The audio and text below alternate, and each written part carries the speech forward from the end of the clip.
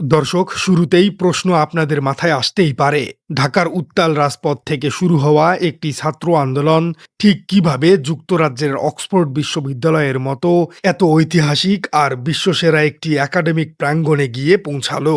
একটু কল্পনা করে দেখুন তো দর্শক, টেকনাফ থেকে তেঁতুলিয়া পর্যন্ত কাঁপিয়ে দেওয়া সেই রক্তক্ষয়ী গণ অভ্যুত্থান, রাজপথের সেই বারুদ মাখা গন্ধ, আর অন্যদিকে অক্সফোর্ডের একেবারে শান্ত ছিমছাম ঐতিহাসিক হলরুম।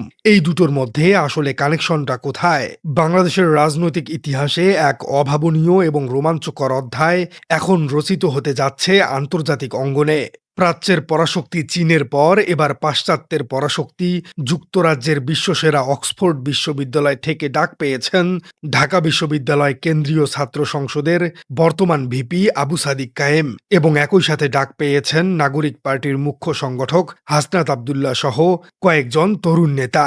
আজকের এই বিশেষ আয়োজনে আমরা অত্যন্ত গভীরভাবে বিশ্লেষণ করব কেন বিশ্বের বাঘা বাঘা পরাশক্তিগুলোর নজরে এখন সাদিক কায়েমের মতো তরুণ নেতৃত্ব, আর এই আন্তর্জাতিক সফর বাংলাদেশের আগামী দিনের ভূরাজনীতির জন্য ঠিক কী বার্তা দিতে যাচ্ছে।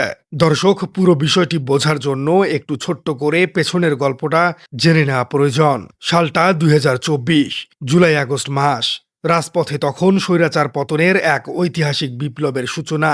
টানা ১৬ বছর ধরে চলা এই অনড় এবং জগদ্দল শাসন ব্যবস্থার অবসান ঘটিয়েছিল ছাত্র জনতার সেই তীব্র আন্দোলন। আর এই আন্দোলনের যে তীব্রতা এবং তার যে চূড়ান্ত ফলাফল, সেটা কেবল দেশের ভেতরেই সীমাবদ্ধ থাকেনি, পুরো বিশ্ববাসীর নজর কেড়েছিল।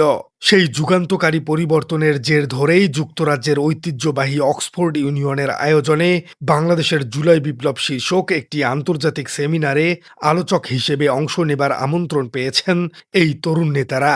ইতিমধ্যেই আয়োজকদের পক্ষ থেকে পৃথক চিঠির মাধ্যমে আমন্ত্রিতদের কাছে আনুষ্ঠানিক আমন্ত্রণপত্র পাঠানো হয়েছে। আমন্ত্রিতদের এই হাই প্রোফাইল তালিকায় রয়েছেন ঢাকা বিশ্ববিদ্যালয় কেন্দ্রীয় ছাত্র সংসদের সহসভাপতি অর্থাৎ আবু সাদিক কায়েম সহ জাতীয় নাগরিক পার্টির দক্ষিণাঞ্চলের মুখ্য সংগঠক হাসনাত আবদুল্লাহ। এছাড়াও রয়েছেন অন্তর্বর্তীকালীন সরকারের সময় থাকা প্রেস সচিব শফিকুল আলম। এই আমন্ত্রণটি আসলে কতটা তাৎপর্যপূর্ণ তা বুঝতে হলে আমন্ত্রণের ভাষাটা বিশ্লেষণ করতে হবে। সবচেয়ে ইন্টারেস্টিং বিষয় হলো অক্সফোর্ড ইউনিয়ন সোসাইটির পাঠানো সেই আমন্ত্রণপত্রের একটি সরাসরি উদ্ধৃতি। চিঠিতে একেবারে স্পষ্ট করে লেখা হয়েছে, বাংলাদেশে ক্ষমতার রূপান্তরের ক্ষেত্রে ছাত্র জনতার গণ আন্দোলনে আপনারা অত্যন্ত নেতৃত্বপূর্ণ এবং প্রভাবশালী ভূমিকা রেখেছেন। দর্শক, অক্সফোর্ড ইউনিয়ন কোনো সাধারণ ক্লাব নয়। এটি সেই জায়গা যেখানে উইনস্টন চার্চিল থেকে শুরু করে রোনাল্ড রিগান, ম্যালকম এক্স বা দালাই লামার মতো বিশ্ব নেতারা বক্তব্য রেখেছেন। সেই ঐতিহাসিক মঞ্চে বাংলাদেশের তরুণদের ডাক পাওয়া আন্তর্জাতিক অঙ্গনে সরাসরি ঐতিহাসিক স্বীকৃতির একটি বড় প্রমাণ। যে গণ অভ্যুত্থানকে শুরুতে অনেকেই হয়তো নিছক একটি সাধারণ কোটা সংস্কার আন্দোলন হিসেবে দেখছিলেন, পশ্চিমা বিশ্বের পলিসি মেকার এবং নীতি নির্ধারকদের চোখে সেটাই এখন একটি স্বীকৃত রাজনৈতিক রূপান্তর বা পলিটিক্যাল ট্রান্সফরমেশন। পশ্চিমা বিশ্ব এখন রীতিমতো গবেষণা করছে কিভাবে একদল নিরস্ত্র তরুণ একটি শক্তিশালী রাষ্ট্রযন্ত্রকে পরাস্ত করে নতুন ইতিহাস লিখল। ছাত্রনেতাদের এই বহুমুখী আন্তর্জাতিক পদক্ষেপগুলোর দিকে একটু গভীরভাবে তাকালে দারুণ একটি ভূরাজনৈতিক বা জিওপলিটিক্যাল চিত্র ফুটে ওঠে। কিছুদিন আগেই শেষ হওয়া ডাকসুর বহুল আলোচিত চীন সফরের দিকে খেয়াল করুন। এই সফরের মূল ফোকাস ছিল আধুনিক প্রযুক্তি, শিক্ষা বিনিময় আর অর্থনৈতিক উন্নয়নের উপর। চীন মূলত এই তরুণদের মাধ্যমে বাংলাদেশের ভবিষ্যৎ অর্থনীতির সাথে একটি নতুন সেতু বন্ধন তৈরি করতে চাইছে। অন্যদিকে এই আসন্ন যুক্তরাজ্য বা অক্সফোর্ড সফরের ফোকাস পুরোপুরি ভিন্ন।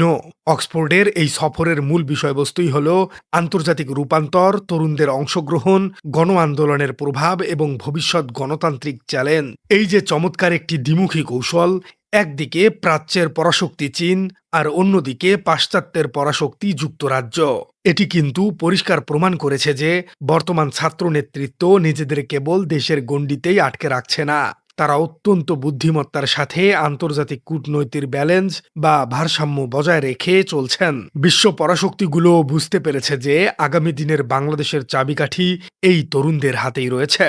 এই পুরো আন্তর্জাতিক পরিমণ্ডলে সবচেয়ে বেশি যাদের নামটি উচ্চারিত হচ্ছে তারা হলেন সাদিক কায়েম এবং হাসনাত আব্দুল্লাহ।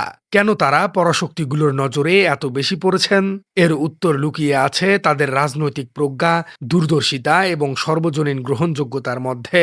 আন্তর্জাতিক গোয়েন্দা সংস্থা এবং পরাশক্তিগুলোর থিঙ্ক ট্যাঙ্করা খুব ভালো করেই জানেন যে বাংলাদেশের পুরনো ধারার পচাগলা রাজনৈতিক দলগুলো এখন সাধারণ মানুষের কাছে অনেকটাই আবেদন হারিয়েছে।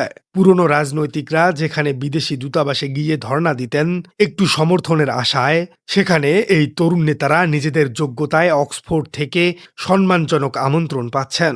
মানুষ এখন নতুন, শিক্ষিত এবং সৎ নেতৃত্ব খুঁজছে। সাদিক কায়েম ঠিক এই শূন্য স্থানটি পূরণ করেছেন। তিনি কেবল একজন মাঠের আন্দোলনকারী নন, তিনি একজন সুবক্তা, একজন চিন্তক এবং সুসংগঠিত রাজনৈতিক রূপরেখার প্রণেতা। তার নেতৃত্বে ডাকসু আজ কেবল শিক্ষার্থীদের অধিকার আদায়ের মঞ্চই নয়, বরং জাতীয় রাজনীতির এক অন্যতম নীতি নির্ধারণী কেন্দ্রে পরিণত হয়েছে। পাশাপাশি হাসনাত আব্দুল্লাহর মতো স্পষ্টবাদী এবং সাহসী সংগঠক তৃণমূল পর্যায়ে তরুণদের একট্টা করেছে।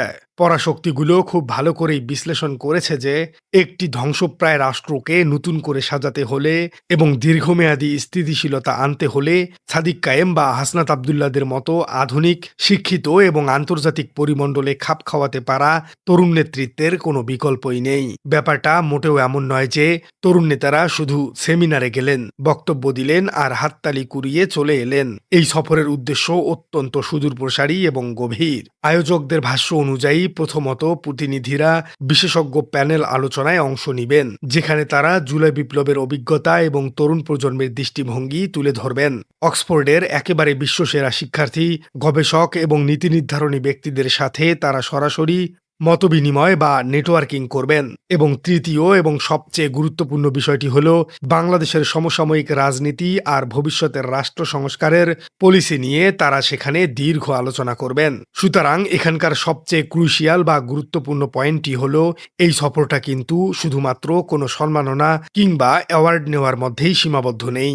এটা মূলত বিশ্বমঞ্চে দাঁড়িয়ে বাংলাদেশের আগামী দিনের জন্য একটা সুস্পষ্ট আন্তর্জাতিক রোডম্যাপ বা রূপরেখা তৈরি করার একটি বিরাট উদ্যোগ। বাংলাদেশের তরুণরা ভবিষ্যতে দেশটাকে ঠিক কোন দিকে নিয়ে যেতে চাইছে, গণতান্ত্রিক চ্যালেঞ্জগুলো কিভাবে মোকাবেলা করবে, বিশ্বের পরাশক্তিগুলোর সাথে কেমন কূটনৈতিক সম্পর্ক বজায় রাখতে চাইছে, সেটিই কিন্তু এখানে আলোচনার মূল কেন্দ্রবিন্দুতে চলে আসবে। দর্শক, আপনার কি মনে হয় সাদিক কায়েম এবং হাসনাত আব্দুল্লাহ কি বাংলাদেশকে ঠিকঠাক মতো রিপ্রেজেন্ট করতে পারবেন? আগামীর বাংলাদেশ আসলেই কি এই দুইজন তরুণ নেতার হাতে ন্যস্ত হতে যাচ্ছে? কমেন্টে জানিয়ে দিন আপনার সুচিন্তিত মতামত। আর আমাদের চ্যানেলে নতুন হয়ে থাকলে চ্যানেলটি সাবস্ক্রাইব করে বেল আইকনটি বাজিয়ে দিন। দেখা হচ্ছে পরবর্তী কোনো ভিডিওতে।